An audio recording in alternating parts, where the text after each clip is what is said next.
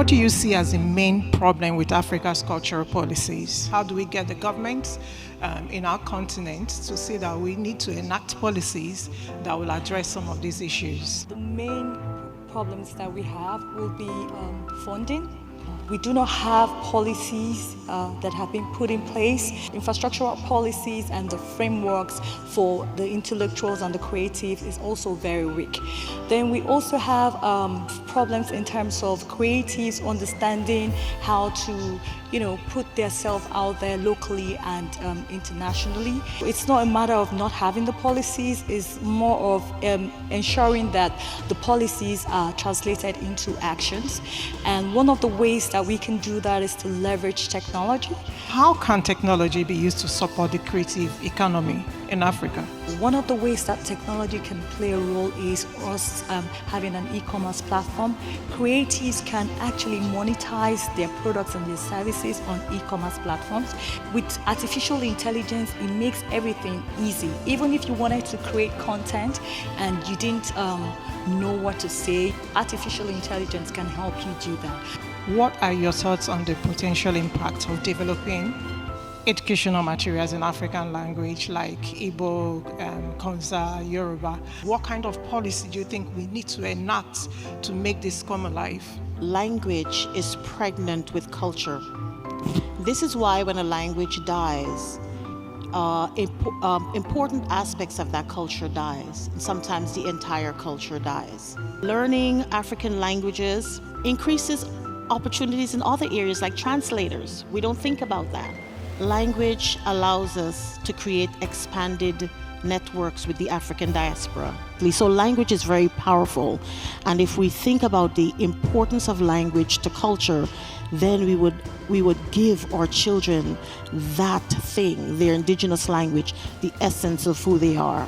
Federal funding is needed to support. How about pitching a children's show to these major networks in the United States and around the world? We're not saying that everything that we see in film is going to be perfect. We had an idea of America being great and powerful. The movies told us that. What do you believe are the biggest challenges facing African fashion designers today, and how can we overcome these challenges? The first challenge we have is just confidence in what we have, because we so try to be other things that we ignore who we truly are and what we really have. That confidence is not anything that you just walk into, it's something that you have to be intentional in cultivating. Funding is always a challenge. We can actually mitigate that because there are a lot of ways you can get money, grants and all of that, but which also is knowledge to be able to get access to those things. The third thing is access to market. For instance, how many African designers have you really seen selling at Bloomingdale's, selling at Macy's, selling at Saks, selling at Bergdorf? Very few. So for me, it is really not about complaining that we do not have access, but really being intentional about creating our own platforms where we can thrive and where we can just be ourselves. I'll be talking on the importance of the creative economy in unlocking Africa's cultural potential.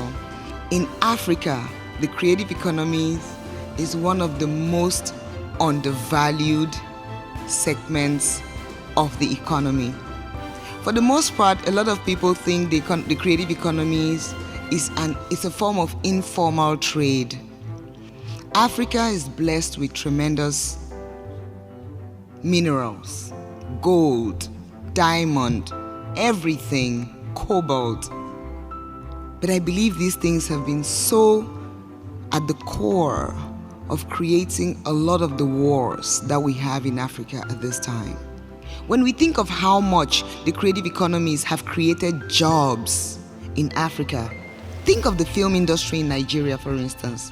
Think of how many jobs the film industry has created. Think of the fashion industry, both established designers and artisans in particular, the ones we overlook. Think of the jobs that they are creating on the continent. We are the second major employers on the continent outside of agriculture. We should take advantage of the fact that Africa has finally found a way of having its voice. If we are going to say the African cultural and creative industries have to grow to be part of revenue generation, formally contributing to the GDP of the economy, the diaspora has a great role to play. In any area or sector of our businesses, in any area or sector, yes, we do not have the infrastructure, but who is going to lay that infrastructure?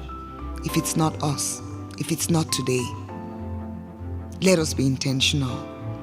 We've seen movies on Netflix that tell our realities. And people are beginning to understand and see Africa differently through all these means that we are using.